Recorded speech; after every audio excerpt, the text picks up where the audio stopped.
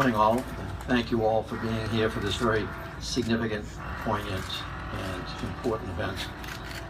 Every time I speak to a class of new recruits, as I swear them in, as I did last week with 1,200 new recruits to the NYPD, or when they graduate with their parents, Madison Square Garden, as I did 2 weeks ago with 800 new police officers that are going into the streets of New York, I make a promise on behalf of certainly myself as Commissioner, on behalf of the leadership of the department and of the department, that if they should be injured or die in the line of duty, that we will not forget, that we will be there for the families, that we will be there to ensure that their sacrifice is honored and remembered. Well, today we are continuing that promise 40 some odd years late for Police Patrolman Phillip Cardillo. It's my honor and privilege to participate in the event that you all are here for today. I'd like to read from you a brief excerpt from a book that I first read as a police officer, young police officer in Boston in 1974. I was always fascinated with the NYPD, going back to my childhood days, and read everything I could get my hands on. My first exposure to Phil Cardillo and his sacrifice and the turmoil of the department of the 1970s was in a book that I read at that time, still have it, called Target Blue, by Robert Daly, who for a year and 7 days served as Deputy Commissioner for Public Information. The last chapter of his book is entitled The Harlem Mosque Murder. And I'd like to read to you just a brief excerpt before making my more formal remarks from that book. At 11:41 that spring morning, a man dialed 911, the police emergency phone number. The connection was made and the tape recording began. At 11:41 a.m. Operator, police operator, caller. Hello, this is Detective Thomas of the 2A Precinct. Operator, yeah? Caller, I have a 1013, 102 West 116th Street. Operator, 102 West 16th? Caller, right, that's on the second floor. Operator, second floor? Caller, right. Operator, hold on. However, the caller hung up. The operator, one of many cops sitting at banks of electronic machines in a vast, brightly lighted room in the 4th floor police headquarters, began tapping out signals on the keyboard in front of him. These signals reappeared in the smaller adjoining room in front of the radio dispatcher, operating on the frequency reserved by the 6th Division, Harlem. Radio cars. The dispatcher now spoke into his headset. Dispatcher, signal 1013, 102 West 116th Street on the 2nd floor. 102 116th, 2nd floor, signal 13. It was precisely 11:42 a.m. There was no immediate acknowledgement from any radio car. Dispatcher, units receive, assist patrolman, 102 West 116 K. Unit 28 Frank, on the way. Unit distorted. David will respond. Dispatcher, that's 2nd floor hallway, 102 West 116 K. Unit 28 Sergeant responding. 35 seconds had gone by. Unit distorted. Dispatcher, 10-5, pause. Is there a footman requesting assistance? Unit said something about 116th Street Central. 2 minutes and 10 seconds had gone by. Dispatcher, any unit on the scene at that assist patrolman, 102 West 116.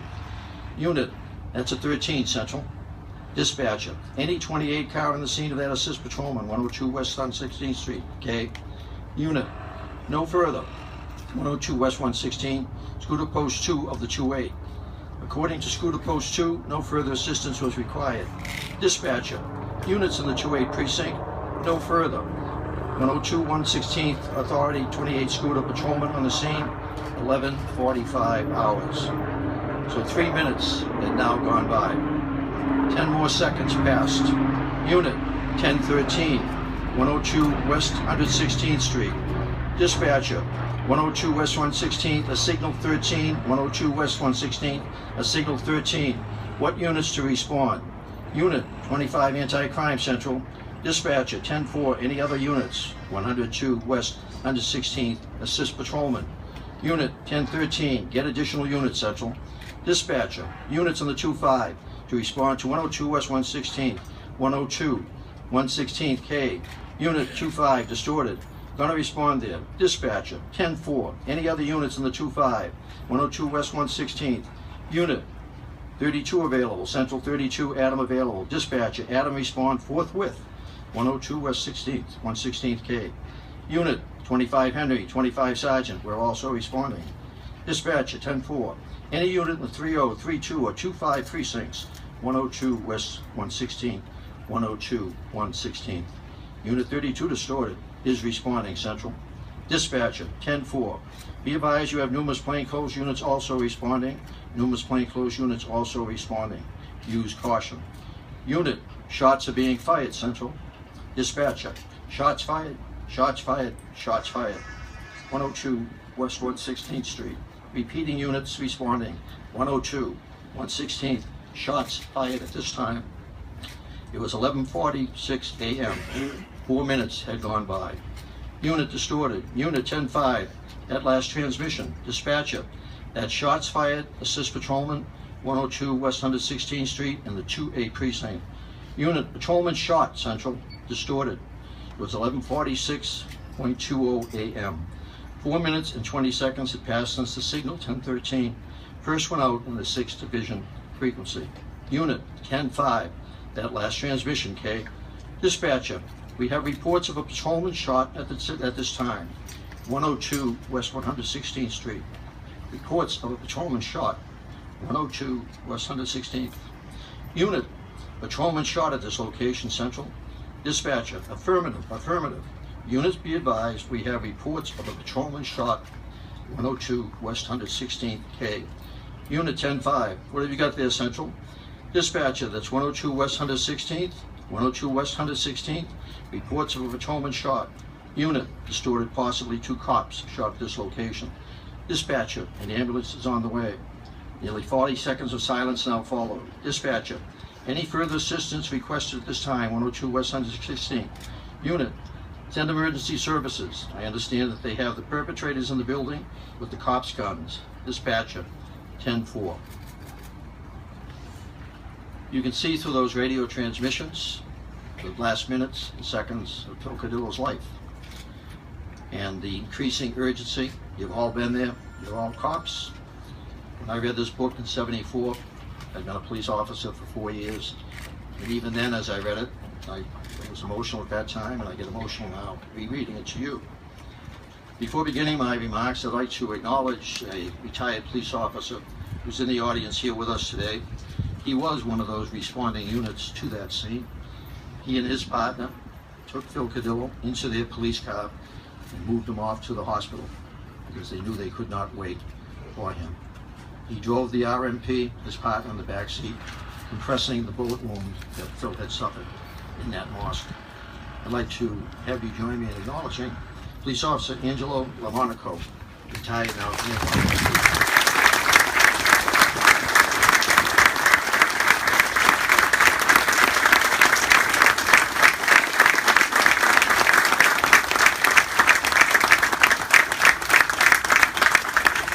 Opportunity a few minutes ago with members of the Cardillo family to talk with him and about his remembrances of that day. That day was his birthday, April 14th, 1972. He talked about driving the RMP Alona from the garage. Their regular vehicle was out of service, and the frustration, the anguish that he felt with a mortally wounded officer in the back seat rushing to get to the hospital. And every time he'd press the button on the siren, the car would slow down. We've all been there in the sense of how frustrating that had to have been at that time, and he choked up as he gave me that remembrance, and I choked up sharing it with him. Shortly after the death of police officer Guerrero, first line of duty death at my time coming back in 1994, I was approached by a retired officer of the department who gave me a photograph. It was an old black and white photo of Officer Phil Cardillo and his wife. And he said to me, Commissioner, that commented on my remarks at the Guerrero funeral. He says, please make sure you don't forget Phil Cardillo. And today we are here to ensure that we never forget Phil Cardillo. You look at him in the old pictures, there he is, a bright smile. He had in his first pictures as a new cop in his navy blue uniform. You see him later. By then, the uniform shirt had changed to light blue. Phil had a mustache, very common in those days, but he still had the brightness in his eyes. Phil Cardillo had taken an oath, and he had given a promise, like every one of you. Those were tumultuous times, the early 1970s.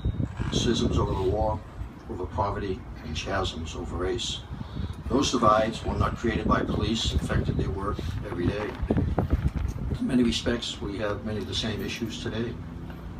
But Phil kept his promise through that time.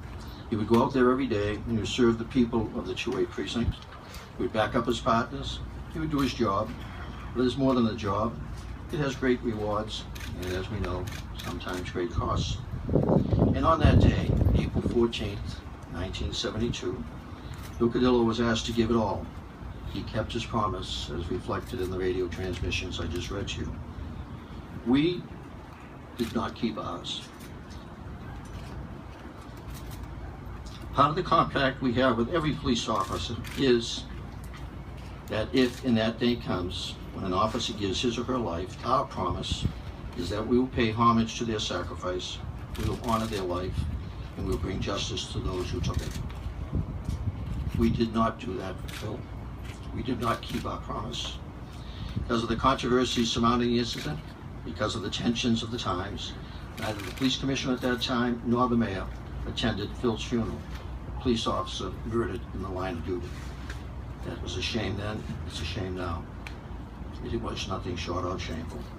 Nor over all these years did we pay proper homage or give proper honor to Phil's service or to his memory. Nor did we, unfortunately, bring justice to his killers. There was a small plaque in the precinct. There was an arrest and 2 trials, but no one has ever served a day in prison for the murder of this New York City police officer. Honor, homage, justice. Today, we take a step toward homage and honor that Phil and his family has always deserved, and we will continue to pursue justice. Today, we live in challenging times as we did in 1972. We are still divided by issues of race and poverty, and in many ways, the police still take more than their share of the brunt of those problems. Last year, we had 2 officers assassinated, Officers Ramos and Wu. We gave them honor, homage, and justice. I think back to the times of 1971, 1972, when Phil died in 73. 26 New York City police officers were murdered in the line of duty in just those 3 years. As we name this boat, we honor Phil, we honor his family. This harbor boat will carry Phil's spirit every day and every night as it carries his photograph and his name, and as it cuts through the waters of New York City, and waters like a sentinel to protect, to serve, to do what Phil would have done, to go in harm's way. And that's when he lost his life and how he ended his life, going in harm's way.